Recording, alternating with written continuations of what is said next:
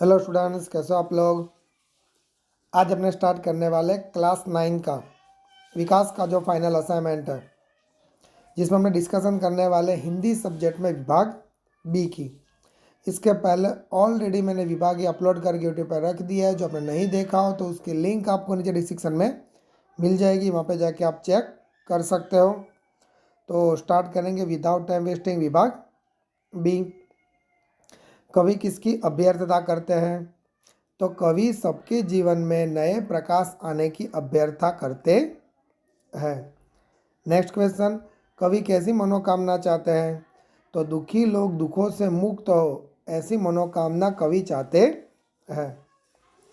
कवि कैसी बंधुता की कामना करते हैं? तो कवि ऐसे बंधुता की कामना करते हैं जिसमें स्वतंत्र होकर भाईचारे की भावना से जुड़े रहे। कवि दुर्बलों के रक्षणार्थ किसकी साधना चाहते हैं? तो कवि दुर्बलों के रक्षणार्थ पौरुष की साधना चाहते हैं। नेक्स्ट क्वेश्चन, कवि नित्य कैसी आराधना चाहते हैं? तो कवि नित्य ऐसी आराधना चाहते हैं जिसमें सत्य, सुंदर और मंगलमय की भावना हो। पद्य 7, सूरदास किसके अनन्य भक्त थे? तो सूरदास श्री कृष्ण के अनन्य भक्त थे। सूरदास के मन को करील फल क्यों नहीं भाता था? तो सूरदास के मन को करील फल नहीं भाता क्योंकि उसने कृष्ण भक्ति का अम्बुज रस चख लिया है। नेक्स्ट क्वेश्चन, सूरदास ने श्री कृष्ण को किसके समान बताया है? तो सूरदास ने श्री कृष्ण को कामधनु के समान बताया है। सूरदास का मन कहाँ सुख पाता है? तो सूरदास का मन केवल श्री कृष्ण भक्ति में ही सुख पाता है। नेक्स्ट क्वेश्चन, बालकृष्ण के मुख पर किसका लेप किया है? तो बालकृष्ण के मुख पर मक्खन का लेप किया गया है। नेक्स्ट पद्य 13, रहीम के अनुसार संपत्ति का महत्व क्या है? तो रहीम के अनुसार संपत्ति का यह महत्व है कि उससे दूसरों का भला किया जा सकता है। छोटों का तिरस्कार क्यों नहीं करना चाहिए? तो छोटों का तिरस्कार नहीं करना चाहिए क्योंकि जो काम करते हैं वह बड़े नहीं कर सकते। जो छोटे काम कर सकते हैं वह काम बड़े नहीं कर सकते। सुई का काम कौन नहीं कर सकता? तो सुई का काम तलवार नहीं कर सकता। उत्तम प्रकृति का क्या लक्षण है? तो उत्तम प्रकृति का यह लक्षण है कि वो बुराई के बीच में रहकर भी अपनी अच्छाई नहीं छोड़ता। नेक्स्ट क्वेश्चन, मांगने के बारे में रहीम क्या कहते हैं? तो रहीम कहते हैं कि मांगना मृत्यु के समान है। पद्य 20, मनुष्य चाहे तो किसे थाम सकता है? मनुष्य चाहे तो काल को भी थाम सकता है। धरती की शान किसे कहा गया है? तो धरती की शान मनुष्य को कहा गया है। मनुष्य की वाणी में किसका आह्वान है? तो मनुष्य की वाणी में युग का आह्वान है। धरती की शान कविता के रचयिता का नाम? तो रचयिता का नाम क्या है? पंडित भरत व्यास। नेक्स्ट, कवि मनुष्य को क्या पहचानने के लिए कहता है? तो कवि मनुष्य को अपनी छिपी शक्तियाँ पहचानने के लिए कहता है। नेक्स्ट क्वेश्चन, वीरों का कैसा वसंत हो और कविता की कवियत्री का नाम लिखिए। तो वीरों का ऐसा वसंत कहो,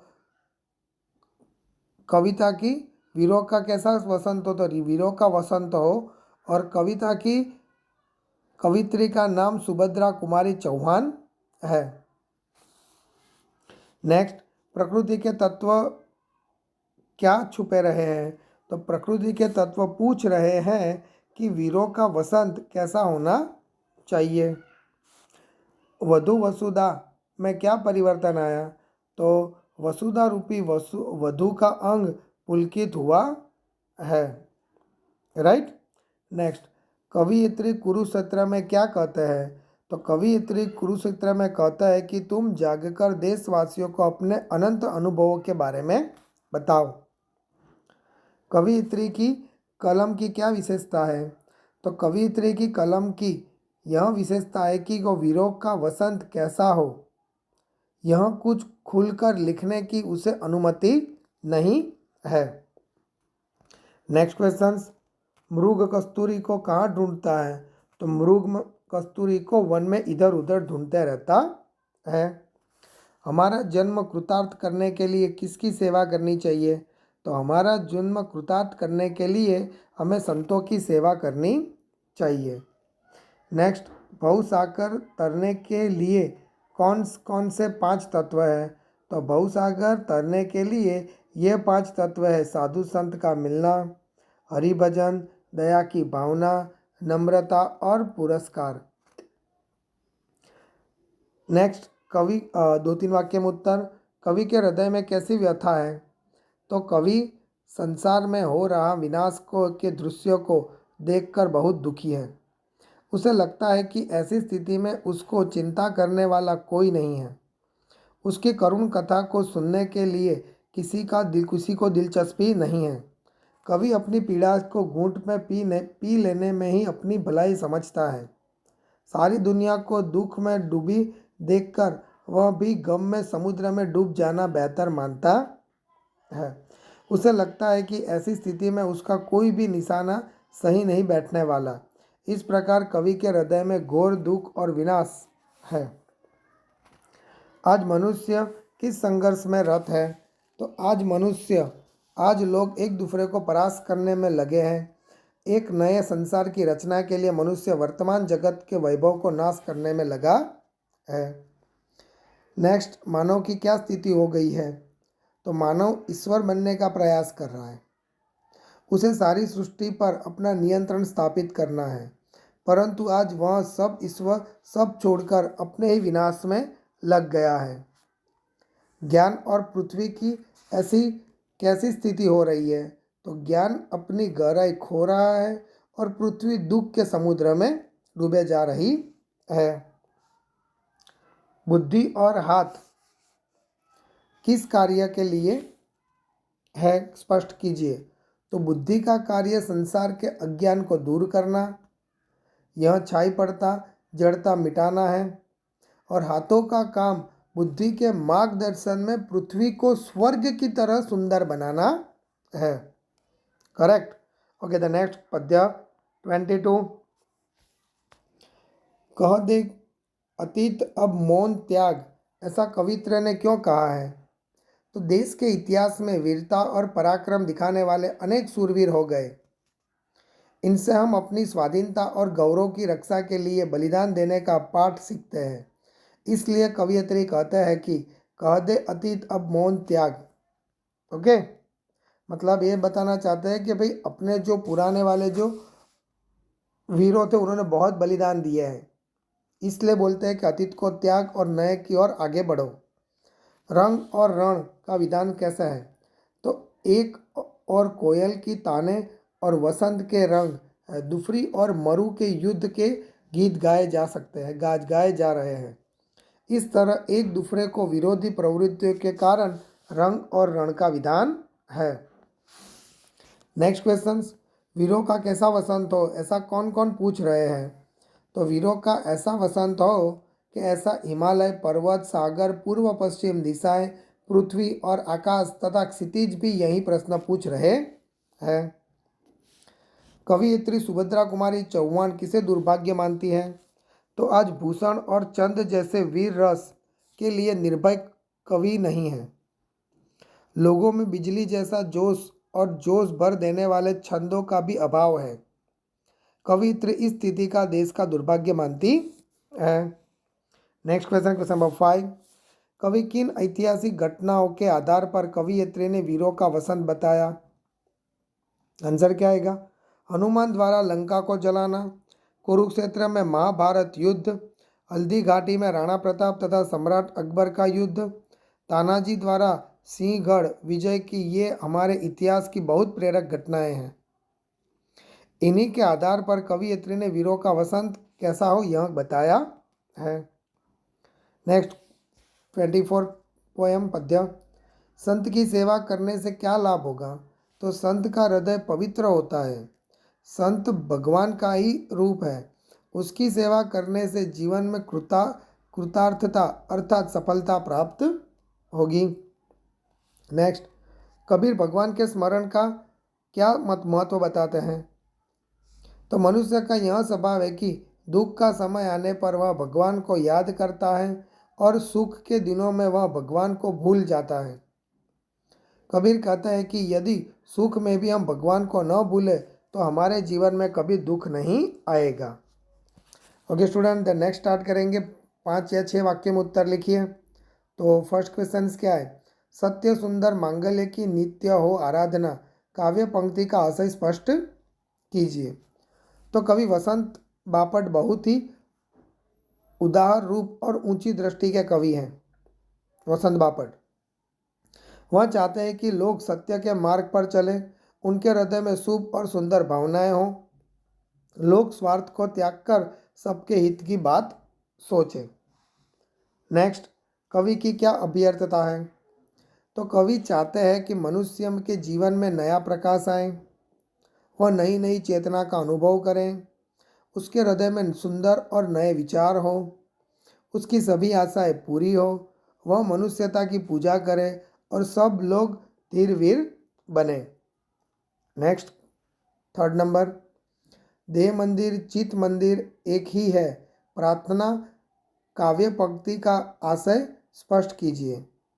तो कवि वसंत बापट बहुत ही उदार हृदय और ऊंची दृष्टि के कवि हैं। कवि कहते हैं कि मेरी यही प्रार्थना है कि शरीर और मन में सत्य, शिव और सुंदर की आराधना हो। उनके चित्त और देह की बस एक ही प्रार्थना है कि लोग अच्छे कर्म करें। नेक्स्ट, 4 नंबर, कवि वेदों को नाश करने की बात क्यों करते हैं? तो संसार में विज्ञान ने बहुत उन्नति कर ली है, फिर भी दुनिया में ऊंच नीच, जाति पाति, अमीर गरीब आदि कई भेद हैं। इन भेदभावों के कारण मानव समाज में ईर्ष्या, द्वेष और संघर्ष बढ़ते जा रहे हैं। इनके कारण मानव एकता में जो बाधाएं आती है और हमारा जो विश्व बंधुत्व का सपना पूरा नहीं हो पाता, इसलिए कवि इन भेदों को नाश करने की बात करते हैं। कवि कैसे मांगल्य की आराधना करते हैं? तो मांगल्य अर्थात सबका कल्याण।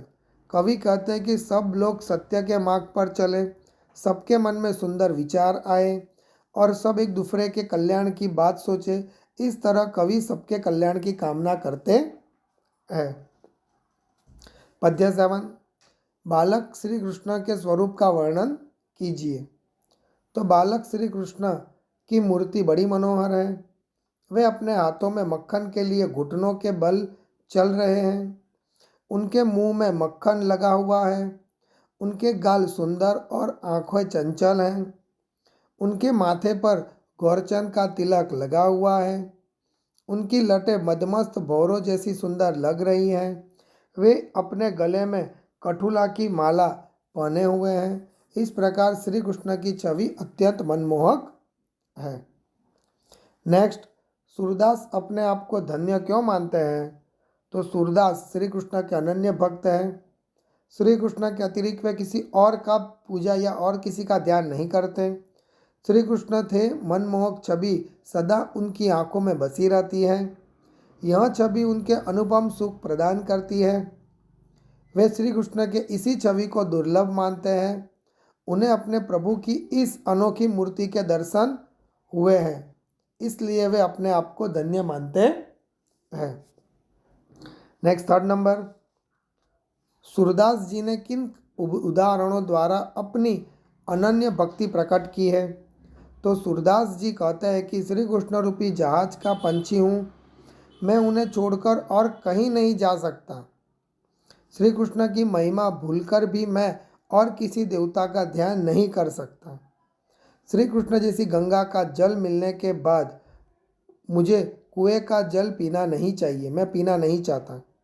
मेरा मन मधुकर श्री कृष्ण की भक्ति में अम्बुज रस चखने के बाद अन्य किसी रस की इच्छा नहीं रखता। मेरे प्रभु को कामधेनु के समान है, उनको छोड़कर मैं बकरी का दूध दूहने क्यों जाऊं? इस प्रकार सूरदास जी विभिन्न उदाहरणों द्वारा अपनी भक्ति भावना प्रकट की है।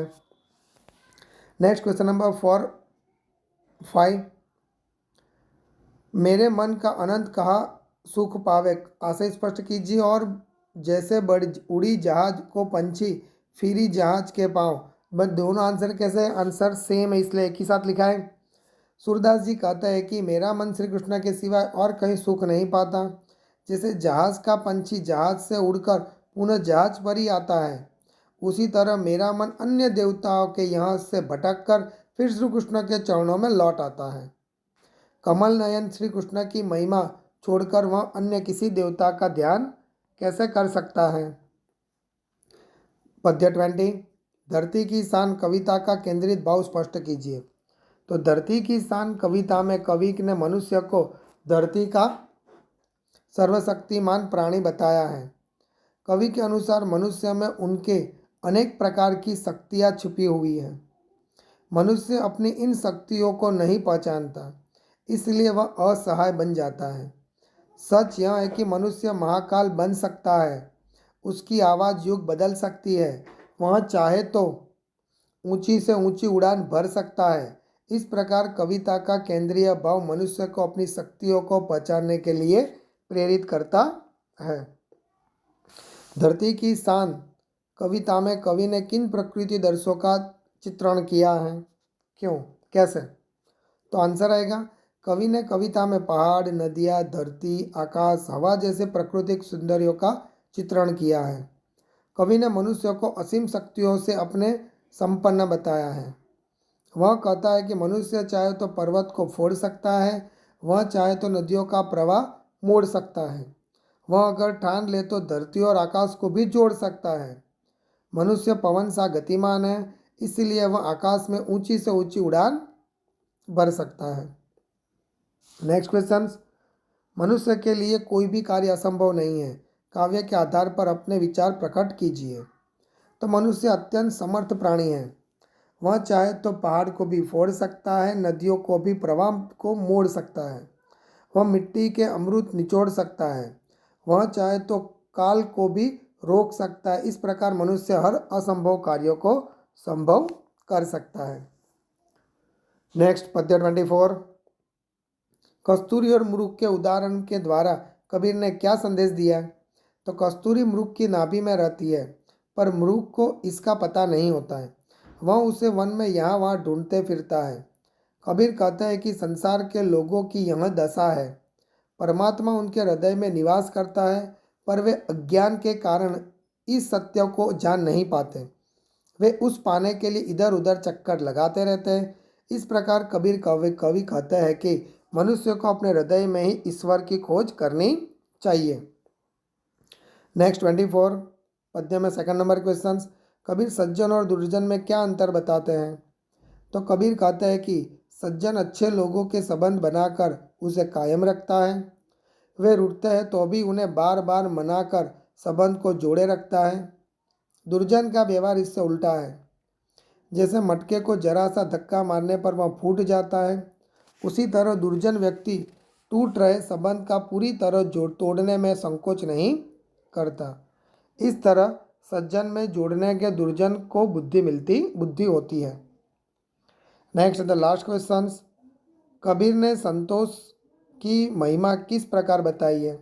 तो कबीर कहते हैं कि मनुष्य को लालच के जाल में नहीं फंसना चाहिए।